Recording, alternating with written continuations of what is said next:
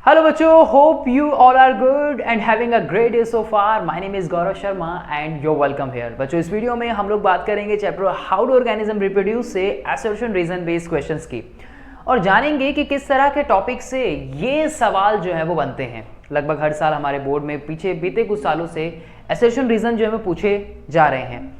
तो आपके upcoming boards में किस तरह से असर्शन रीजन बेस्ड क्वेश्चन इस चैप्टर से बन सकते हैं, उनके बारे में बात करते हैं इस वीडियो में। वीडियो को आखिरी तक देखिएगा। उम्मीद करूंगा कि आप लोगों को ये क्वेश्चन जो है बहुत अच्छे से समझ आने वाले हैं और आपके टॉपिक्स को और भी ज्यादा ग्रिप अप करने वाले हैं। So let's begin without any wasting of time कि भाई किस तरह के सवाल जो है असर्शन रीजन पे पूछे गए हैं।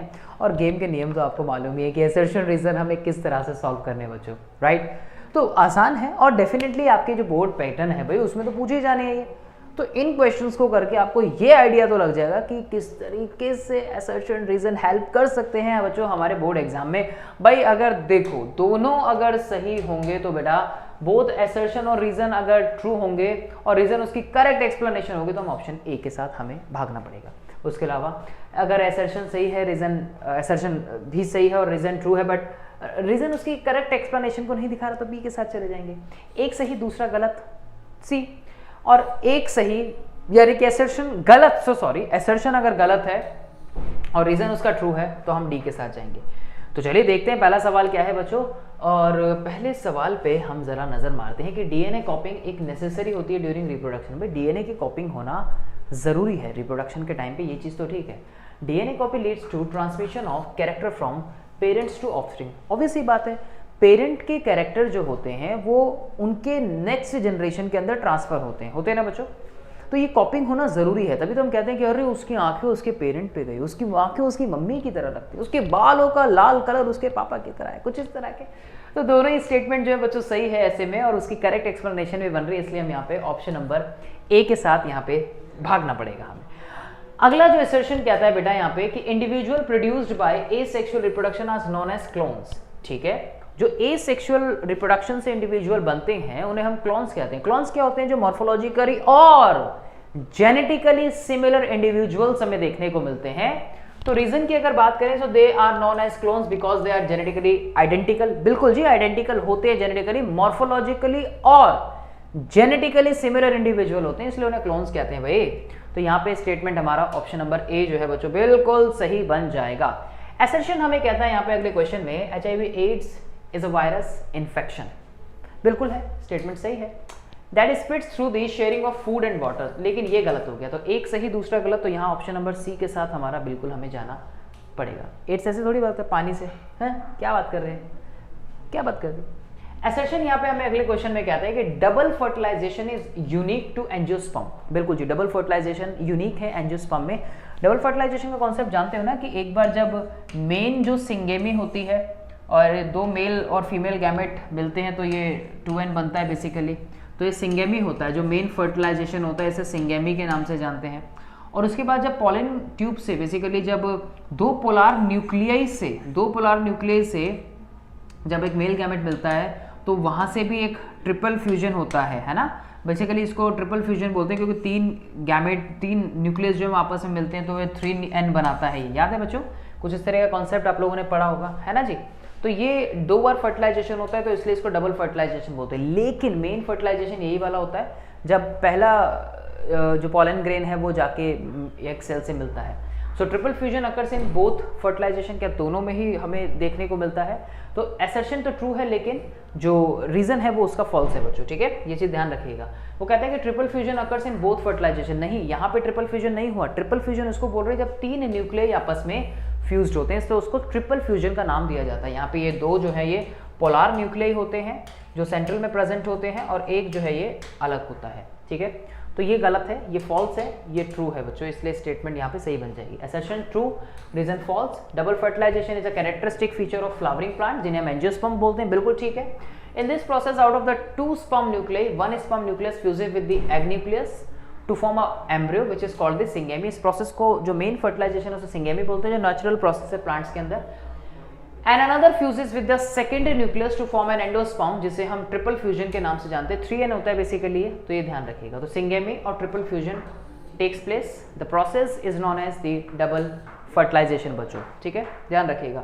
उसके बाद हम बात करते हैं assertion की कि unisexual flowers have a separate male and female flowers. बिल्कुल ठीक है। Reason, cucumber, pumpkin and watermelon are examples of the unisexual flower. दोनों ही ठीक है बच्चों, दोनों ही स्टेटमेंट सही हैं, उसमें एग्जाम्पल भी सही है। लेकिन अगर हम देखें कि that is not a correct explanation, unisexual flowers में सेपरेट मेल और फीमेल फ्लावर्स होते हैं, ये स्टेटमेंट हमारी बिल्कुल ठीक है। लेकिन एग्जाम्पल जो इंक्लूड है कुकुम्बर, पंपकिन, वाटरमेलन, वो भी ठीक है, लेकिन वो एक परफेक्टली उसके साथ मैच नहीं करी, तो इसलिए हम ऑप्शन नंबर बी के साथ जाना यहाँ पे प्रेफर करेंगे। असर्शन कहता है अगले क्वेश्चन में हमें, plants are vegetative propagated, plants are vegetatively propagated and even though they bear seeds. ठीक है। Potatoes are reproduce through the tuber supply by the cutting etcetera. दोनों ही स्टेटमेंट बच्चों यहाँ पे ठीक है। ये प्लांट्स जो आर वेजिटेटिवली प्रोड्यूस्ड या propagated even though they bear seeds, right? But potato reproduces through the tubers supplied by the cutting। तो ये ठीक है, वेजिटेटिव प्रोपोगेशन के बारे में दोनों जगह बात की जा रही है, दोनों स्टेटमेंट ठीक है यहाँ पे। तो ऑप्शन नंबर बी के साथ जाना हम प्रेफर करेंगे इस कंडीशन में। एक बार देख लेते हैं, vegetative reproduction happens through the use of vegetative parts of the plant, जैसे कि लीफ हो गया, स्टेम हो गया, रूट्स हो गया, etcetera, and such as leaves, stems and roots to produce new plants और through the growth of some specialised vegetative plant parts as well. आप लोगों ने टिश्यू कल्चर के बारे में भी सुना होगा बच्चों, है ना। वेजिटेटिव प्रोपोगेशन हम रैपिडली इनका इस्तेमाल जो है वो करते हैं, जैसे टिश्यू कल्चर में भी करते हैं। तो ये स्टेटमेंट यहाँ पे दोनों ही ठीक है बच्चों, ठीक है। मैं ज़्यादा गहराई में नहीं जाना चाहूँगा इसमें, लेकिन ये स्टेटमेंट दोनों सही हैं। असर्शन कहता है characteristic of parental plant can be preserved through asexual reproduction. Characteristics of parental plant can be preserved through the asexual reproduction. Reason, vegetative reproduction involve only mitosis। ये बिल्कुल ठीक है बेटा, जो स्टेटमेंट है हमारी दोनों, ये दोनों ही ठीक है, क्योंकि अगर आप देखेंगे जो कैरेक्टरिस्टिक होते हैं पेरेंटल प्लांट के, वो प्रिजर्व हो जाते हैं थ्रू द एसेक्सुअल रिप्रोडक्शन। क्यों? उसके पीछे रीजन ये है क्योंकि वहां पे माइटोसिस होता है, और जब माइटोसिस होता है तो इक्वेशनल डिवीजन होता है और क्रोमोसोम नंबर जो है वो सेम रहते हैं। क्या कहा मैंने कि जब माइटोसिस होता है तो इक्वेशनल डिवीजन होता है और क्रोमोसोम नंबर सेम रहते हैं। तो इसलिए दोनों ही स्टेटमेंट जो है वो सही है और रीजन जो है वो करेक्ट एक्सप्लेनेशन बनेगा असर्शन का, ठीक है। So asexual reproduction involve a single individual, जहां पे गैमेट्स की इन्वॉल्वमेंट नहीं होती। दूसरा, which give rise to new individual that are genetically identical to parents. It is because when organism reproduce asexually, only mitotic division are involved and the chromosome number remains the same। और chromosome number कैसे रहते हैं यहाँ पे? Same रहते हैं एकदम। तो ये स्टेटमेंट भी हमारी बिल्कुल ठीक है। अगला असर्शन यहाँ पे कहता है कि Plasmodium reproduce by the multiple fission. बिल्कुल ठीक है। Multiple fission is a type of asexual reproduction, ये भी ठीक है। लेकिन अगर आप ध्यान से देखेंगे तो क्या वो पूरी तरीके से उसके साथ जा रहा है कि वो एक्सप्लेनेशन दे पा रहा है? जहां पे भी अगर वो एक्सप्लेनेशन ना दे तो समझ जाना, अगर स्टेटमेंट सही है, अगर स्टेटमेंट सही है और अगर वो एक्सप्लेनेशन नहीं दे पा रहा तो आप बी ऑप्शन लगा के साइड हो जाओ, नहीं गलत होगा, ठीक है। ये बिल्कुल यहाँ पे सही है बच्चों। अगला सवाल कहता है assertion, at puberty in boys voice begin to crack and thick hair grows on face. बिल्कुल ठीक है। क्या प्यूबर्टी में बॉयज की वॉइस ब्रेक होती है? बिल्कुल होती है। क्रैक होती है? बिल्कुल होती है। उसके अलावा क्या थिक हेयर ग्रोज आते हैं फेस के ऊपर? बिल्कुल आते हैं। हेयर्स की ग्रोथ भी होती है, ये स्टेटमेंट भी ठीक है। अगर रीजन देखें तो at puberty there is a decrease secretion of testosterone in boys, लेकिन ये स्टेटमेंट जो है वो फॉल्स है। अगर यहाँ पे लिखा होता कि इंक्रीज होती तो ऐसा ही होती। तो एक सही है, दूसरा गलत। तो ऑप्शन नंबर सी के साथ हम यहाँ पे बच्चों जाएंगे, ठीक है जी। अगले सवाल की तरफ नजर मारते हैं बच्चों। सवाल कहता है surgical methods are most effective method for the contraception. ठीक है, ट्रू है।